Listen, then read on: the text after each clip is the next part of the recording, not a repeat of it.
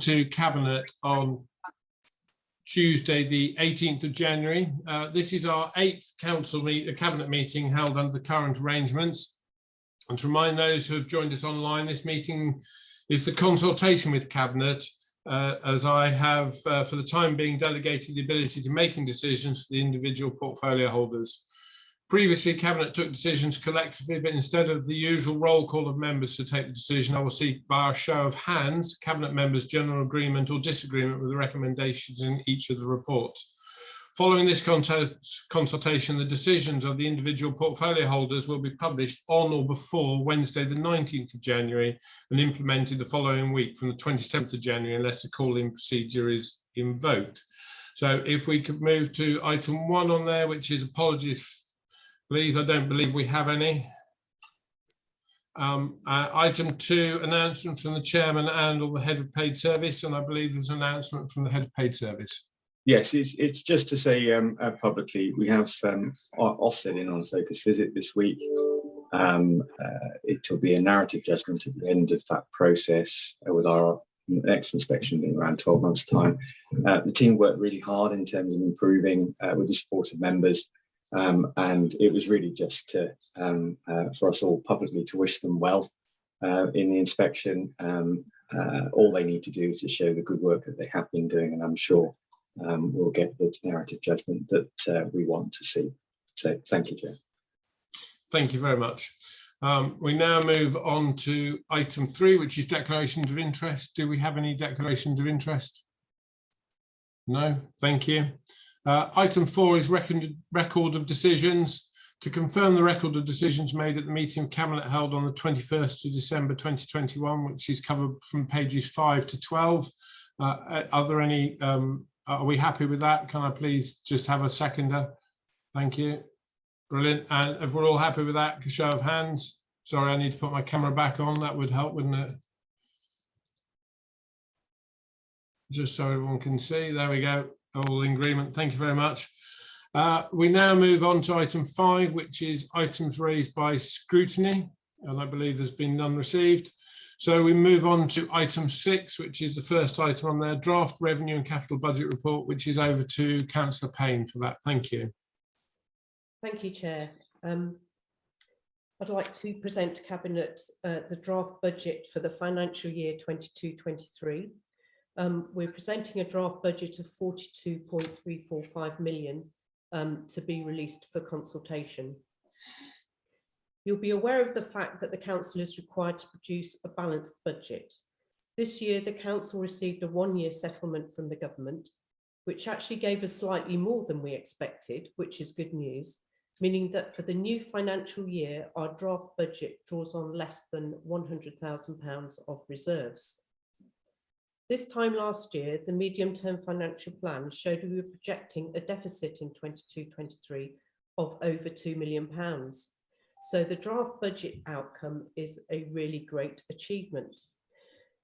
Through additional government funding, the proposed council tax rise and over £2 million of savings since last January, we have managed to balance the books after meeting new pressures arising from demand, inflation and the social care levy. One of the key challenges in setting the budget has been the rising cost of services. Please remember the Bank of England are forecasting an inflation rate of 6% in the spring, which is likely to remain at this level for the rest of the year before starting to drop next year. This factor, alongside the impact of the pandemic and workforce challenges for businesses, has meant the cost of services the Council has had to deliver is increasing. Every new contract or extension has led to price increases. This price pressure is one of the key reasons why the draft budget includes a proposal to increase council tax by 4.99%. 3% of this is actually for social care. This is something we would rather avoid, but under current funding arrangements cannot be done. If you look at our funding, then Rutland receives £331 less funding per household from the government than any other unitary council, on the assumption that we can raise money through council tax. This isn't fair, and we continue to work with our MP to fight this. In the short term, for the most vulnerable of residents, we're asking Cabinet to endorse the use of the remaining Government Hardship Fund to provide further council tax discounts to help. This will give qualifying residents up to an additional £100 reduction on their council tax bill.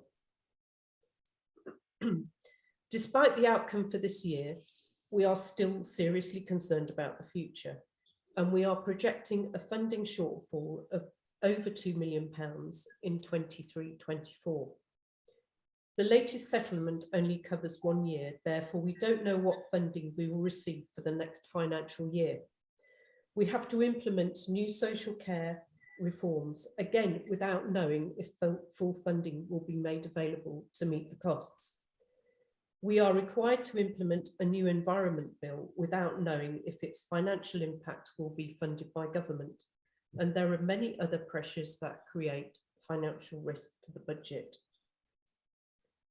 We did really well to make over £2 million in the last financial year without impacting services, but we have significant work to do to reduce the cost to achieve viability beyond the next financial year. This will require some radical change to business processes that underpin service delivery and the way we operate and are structured. Together with the Section 151 officer and chief executive, I consider we need public sector experienced help with such large scale change, and will be asking the council to approve a sum of £100,000 to be used to this effect. Excuse me. We are consulting on the budget for 3 weeks. We want to understand from residents what they know and what they don't know about the council's finances and ideas for the future. And we hope to talk to residents directly. On that basis, we will be in Oakham and Uppingham marketplaces over the next couple of weeks and hope to see people there. This budget will also go to scrutiny on the 26th and the 27th of January. Just to let you know that behind all of this, the leader and deputy leader are working closely with our MP, Alicia Kearns, to lobby numerous government ministers to achieve a fairer deal for Rutland residents and achieve a 3 to 5 year settlement that will allow us to plan for our future rather than speculate on an annual basis.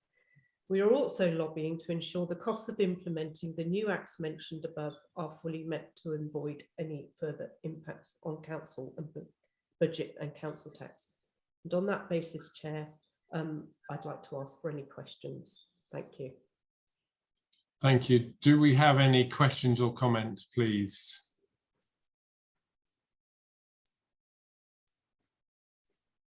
Councillor Stevenson. Oh, thank you very much. I don't have any questions, Councillor Payne, but I would like to commend you and officers on a report that is really easy to read, even if the news about uncertainty of funding isn't great to read. What I wanted to underscore, Chair, is just how important it is that the public engage with us. I think understanding the challenges that are faced, but also I think to instill confidence that we have an excellent team to face those challenges is really, really important. And I'm really looking forward to being in Oakham and Uppingham, speaking to residents and hopefully encouraging as many people as possible to engage with that consultation. Thank you, Chair. Thank you very much. Councillor Rizal, you have your hand up. Yeah, thank you. And Councillor Payne, again to you and the finance team, quite an extraordinary piece of work, given the pressures that we all understand and notice. But I think particularly around the uncertainty that the council has faced for such a long time. Equally, I look forward to joining members of council and residents in Oakham and Uppingham to understand and share with them the details of this proposal. Thank you. Are there any other questions or comments? I would just like to say that obviously, as Councillor Payne has already indicated, we're working closely with Alicia Kearns, our MP, but you know, we're pushing at any opportunity to speak to the people who make the decisions. So we're asking for an opportunity to actually really clarify the position of the unfair funding that we receive in this scenario, because that is the reason why we keep on being in this position year on year. And our team do an extraordinary job with what they have. And thanks to everyone for what they do. And I'm very keen to make sure that we keep Rutland safe and we can actually address these problems in a reasonably good time frame.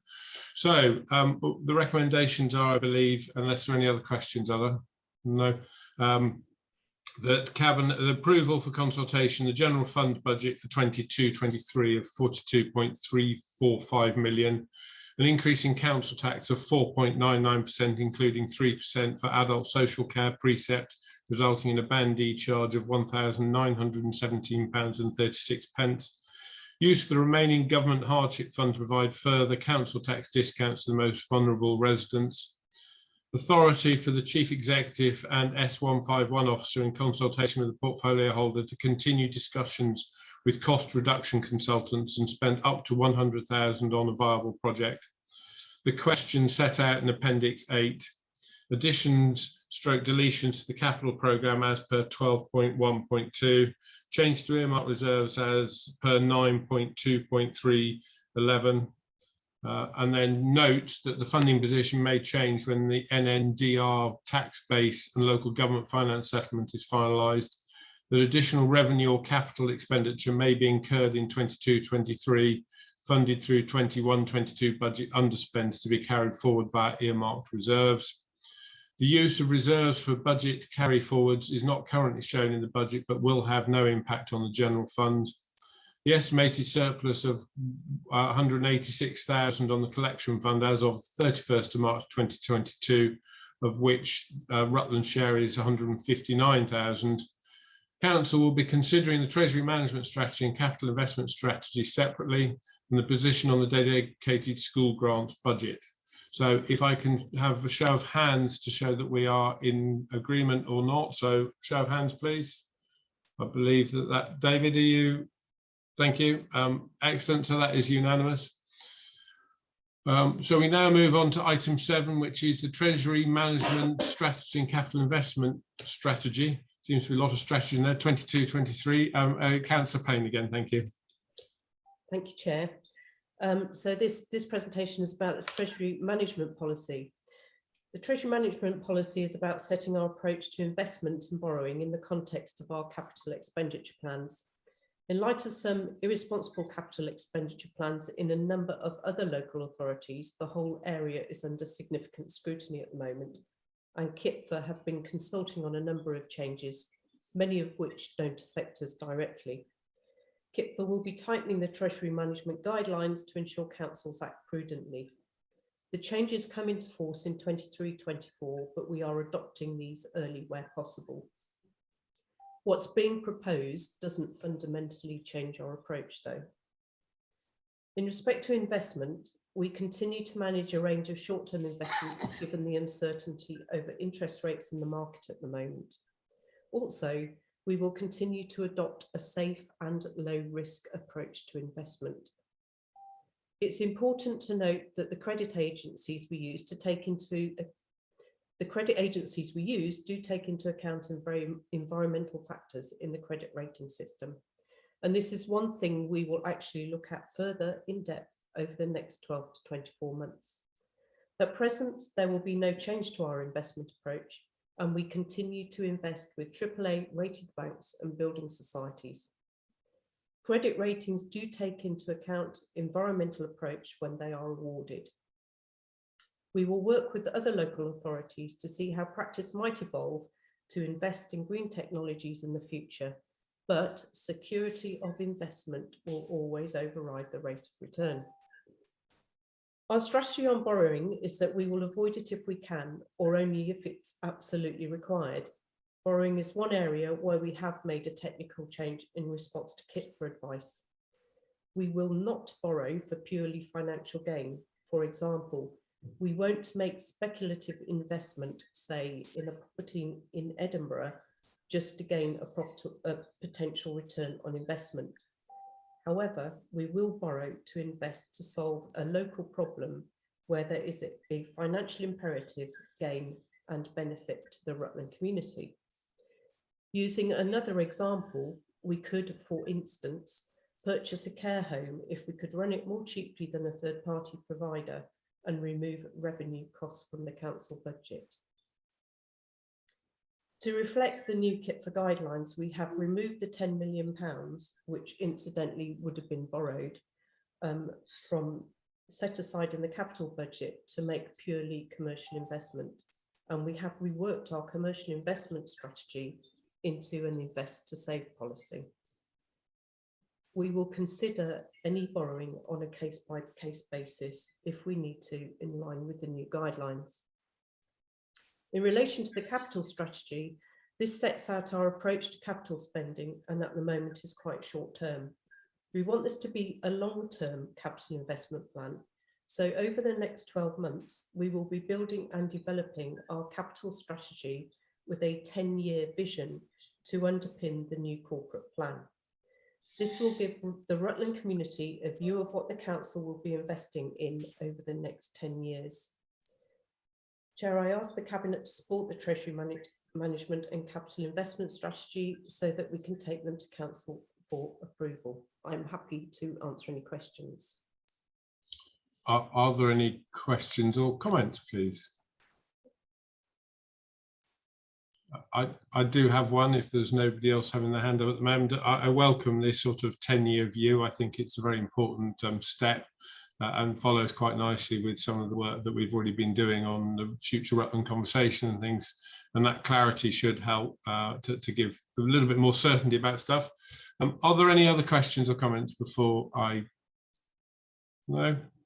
Okay, thank you. And again, I'll just say thank you to the team for the hard work that's done behind the scenes, because actually quite a lot of this isn't seen stuff, but actually is very important. And, you know, good financial management is very critical to any organisation. And, you know, we should be very lucky to have the team we have.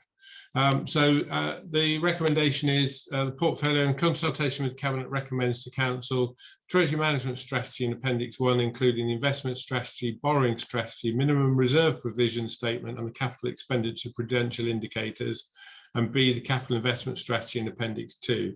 So if I can have by show of hands whether we're all in support of that, please. Thank you very much. That's unanimous. We now move on to item 8, which is send recovery plan, which I believe is over to Councillor Wilby. Thank you. Thanks very much, Chair. I hope everyone can hear me okay. I was having a little bit of difficulty with the sound earlier on. The paper before you records all the work that has been going on to do our SEND recovery plan, and I would like to commend hugely the staff that we have on the SEND side for the amount of work that they put in to try and make Rutland as inclusive as possible for all our children. There's been a lot of work going on, and I would also like to commend the attitude and the help that we've had from the schools, because I think all the schools have seen the intention, and they're really working hard together to make sure that our plan is moving forward. And it's, I think, been a great team operation right the way through the county. In terms of our SEND, the schools forum is very much in step with what we're doing. We all know, and I know especially from talking to East Midlands colleagues, how difficult it is for all our authorities to pay and keep ahead of all the bills and things that come in this particular part of the spectrum. It is incredibly difficult. We are heavily overcommitted to the tune that you see in the report there, but we have steps in hand to try over the next few years to reap back some of that money, and at the same time we are all lobbying hard with our government folks to try and get an increase in the amount of money that we have to look after our children. It's certainly not enough, and we know that we got to keep the pressure on to try and get more. But at the same time, what we are being is very positive to try and make sure that the way in which we do this is take advantage of best practice, the best techniques to give our children the really, really best chance of moving forward. So without further ado, I have our DCS on hand if you really want to question any more, but for the time being, I put my recommendation to you that you note the update, the emerging impact of the special educational needs and disabilities recovery plan, the group of projects, and endorse the actions plan to continue to address the high needs budget deficit. Thank you very much, Councillor Wilby. Does Cabinet have any questions or comments? I just have one. Obviously, this is something that's been ongoing for quite a while, the deficit, and I know it's a national problem, and there is a move to try and resolve it. But I think the best way is, as we are working forwards with the group, to get that resolved internally rather than necessarily being able to rely on funding from other sources. So I think it's a good step, and it's great to see the team working so well. So I think we don't even need to have any show of hands on that at all. It's just for noting that one. So we're down to the last item, which is item 9. Any items of urgent business? No? So thank you very much for a really good meeting, and I end the meeting at 10:23. Thank you all. Bye-bye.